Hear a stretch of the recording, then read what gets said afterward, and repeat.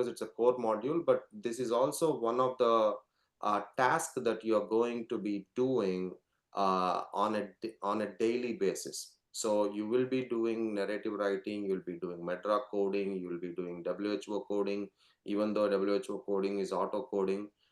You will be doing this task on a daily basis. Every case that you enter, every case that you process, every adverse event that you're going to analyze, you are invariably going to use this Medra dictionary for coding. And when I say coding, I don't want the word coding to throw you off. There is no technicality in it. There is no technical language you need to learn, but you need to learn how to do Medra coding, which we are kind of going into the details in this module. Now, that being said, MEDRA stands for medical, MED is for medical, DRA stands for Dictionary for Regulatory Authorities. So it is Medical Dictionary for Regulatory Authorities. That being said, what are some of the things that you need to get out of this module? I would say the first thing is uh, what is the what is the scope of MEDRA?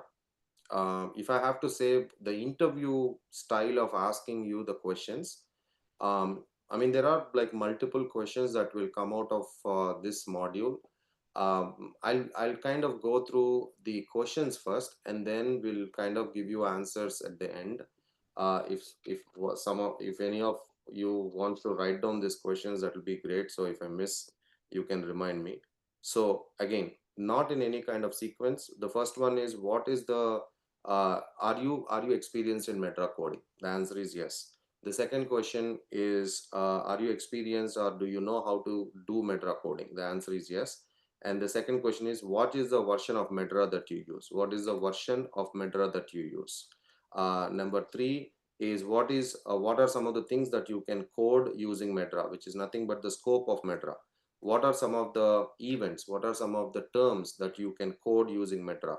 That is scope of Meta. Can you explain the hierarchy of Meta? How the Meta hierarchy goes by, or how is it organized? That is the fourth question. The fifth question is, they'll say, the fifth task basically is, we probably will do this exercise together today, so you'll understand this better as we go into that exercise. They might ask you to tell a PT term, preferred term. I'll kind of tell you what a preferred term is in a bit. They might say, can you code an adverse event reported of pain of the limb, pain of right limb? So I'm just giving you an example.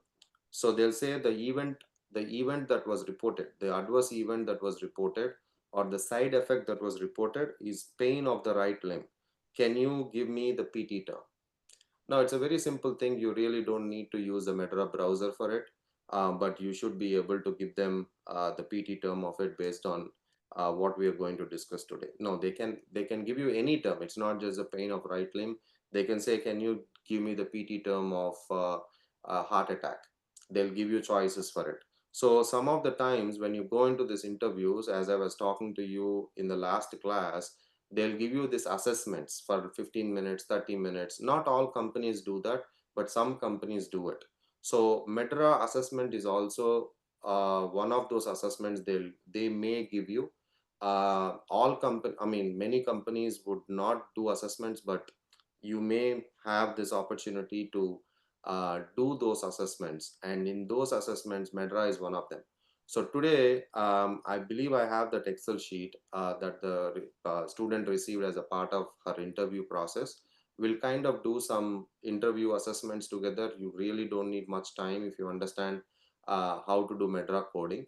Now, that is the fifth one, actual Meta coding itself, from a very simple perspective of, do you understand the methodology in which you have to use Meta dictionary? So that is the fifth thing.